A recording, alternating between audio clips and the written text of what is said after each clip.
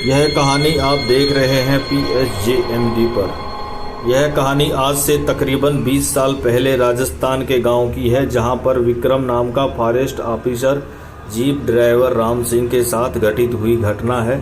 तो चलिए मैं विस्तार से आपको कहानी बताता हूं। सर्दियों का मौसम था, थोड़ी थोड़ी सर्दी गिरने स्टार्ट हुई थी और उसी दिन दीपावली की अमावस्या की काली रात थी।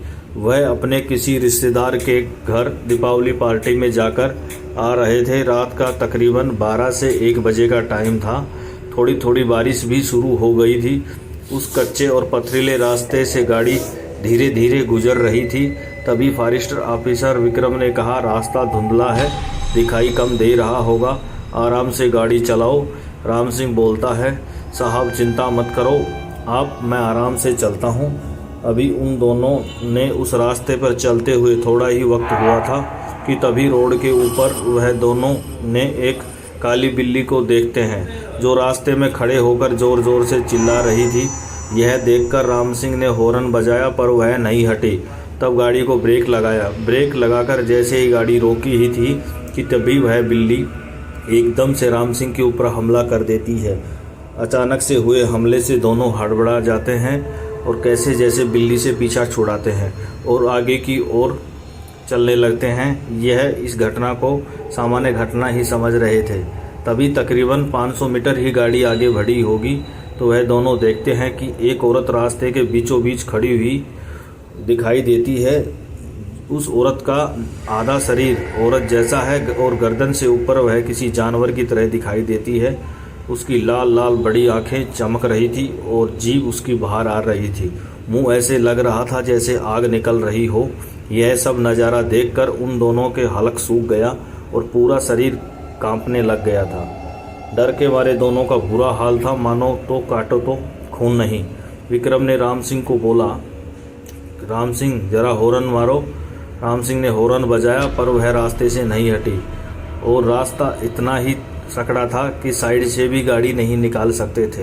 अब विक्रम ने गाड़ी में से विस्की की बोतल निकाली और 2 पैक गले से नीचे उतार कर राम सिंह की ओर बोतल बढ़ा दी। राम सिंह ने भी उसमें से कुछ पैक लगाए और सोचने लगे क्या करें। तभी विक्रम बोलता है, राम सिंह गाड़ी पीछे लो और 1 मील पीछे जाने के बाद में दूसरा एक कच्चा रास्ता जंगल से आता है, वहीं से चलना पड़ेगा।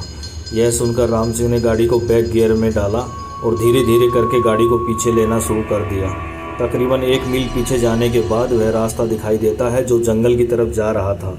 गाड़ी उसी रास्ते से रफ्तार से चलने लगती है। उन्हें चलते हुए कोई 10 मिनट हुआ होगा। तभी एक मोड़ के अंदर गाड़ी किसी पत्थर से टकराकर वहीं बंद हो जाती है।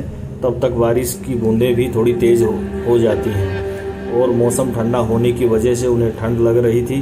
पर ठंड से भी ज़्यादा वो लोग उस घटना को लेकर बहुत ज़्यादा डरे हुए थे और वो भी इस जंगल में उन्हें इस तरह रात बितानी पड़ेगी, ये और डर उन्हें खाए जा रहा था। तभी उन्हें एक छोटी सी झोपड़ी में एक जलती हुई रोशनी दिखाई देती है। वह दोनों उस झोपड़ी को और देख ही रहे थे कि तभी उन्हें सामने से कोई आदमी लालटेन लेकर आता हुआ दिखाई दिया। पास आया तो देखा वह एक बुजुर्ग आदमी था जिसके हाथ में एक लाठी थी और एक लालटेन लिए हुए था। वह उनकी जीप की ओर ही बढ़ रहा था कि वह उनके पास आकर बोलता है, अरे साहब क्या हुआ, बहुत देर से आपकी गाड़ी यहाँ बंद देखकर मैं आया हूँ। यह सब देखकर दोनों सोचने लगे, फिर खुश हो गए, चलो जंगल में कोई तो सहारा मिला।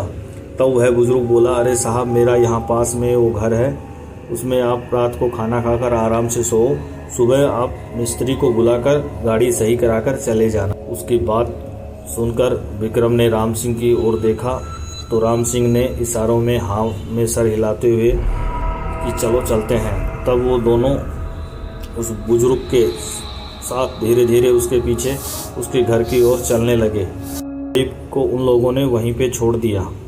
थोड़ी दूर चले थे तब तक वह बुजुर्ग में पहुंच गए। बुजुर्ग ने उन दोनों को झोपड़ी के अंदर आने का इशारा किया और उस बुजुर्ग की आंखें चमक रही थी और वह मंद मंद मुस्कुरा रहा था। जब राम सिंह और विक्रम ने अंदर जाकर देखा तो उन दोनों को हैरानी हुई कि जंगल में बाहर से दिखने वाली छोटी सी झोपड़ी अंदर किसी होटल से कम नहीं लग रही थी।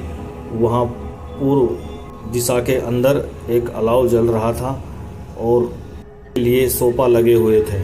वो दोनों सोफा पे बैठे ही थे, तभी एक जवान युवती आती है और एक प्लेट में पका हुआ मांस लाकर और एक शराब की सुराहीदार बोतल उनके पास रख कर बोलती है, साहब खाना खाइए। वो लोग बोले, हमने खाना खा लिया है, हम नहीं खाएंगे। तब बुज़ुर्ग बोला, नहीं जी, आप हमारे मेहमान हैं, भूखे तो नहीं रहने देंगे, आपको कुछ भी तो खाना ही पड़ेगा। उस बुज़ुर्ग की बात मानकर उन दोनों ने खाना शुरू किया और धीरे धीरे वो लोग शराब का सेवन करने लगे। वो शराब पी के मतलब नशे में हो गए थे। तभी उनको ऐसा लगा कि कुछ यहाँ बदलाव हो रहा है और वो दोनों बेहोश हो गए। जब सुबह फॉरेस्टर ऑफिसर विक्रम की आंख खुली तो वह देखता है कि वह एक बड़े से गड्ढे में पड़ा है और उसके पास जंगली सड़ा हुआ घास है वहाँ पे, और जले हुए कुछ कोयले, कुछ हड्डियाँ पड़ी हुई हैं। यह देखकर वह पूरी तरह से डर गया और उसने जल्दी से खड़े होकर राम सिंह को आवाज़ लगाई, लेकिन राम सिंह ने कोई जवाब नहीं दिया। तब वह बाहर निकल कर देखता है तो राम सिंह जीप को सही कर रहा था। उसको देखते ही राम सिंह बोला, साहब गाड़ी ठीक हो गई है, चलिए अब हम चलते हैं। तभी विक्रम ने राम सिंह का चेहरा देखा तो वह और भी डर गया, क्योंकि राम सिंह का चेहरा पूरा सफ़ेद पड़ गया था, मानो जैसे किसी ने उसके पूरे शरीर से खून निकाल लिया हो। वह जैसे तैसे अपने क्वार्टर पे आ जाते हैं और राम सिंह गाड़ी खड़ा करके अपने घर चला जाता है। दूसरे दिन खबर मिलती है कि राम सिंह की मौत हो चुकी थी। यह हादसा उस फॉरेस्ट ऑफिसर विक्रम को हरदम याद रहा और वह वहाँ से अपना रिजाइन लेके दूसरी जगह चला गया। इसी के साथ ये कहानी समाप्त होती है। धन्यवाद।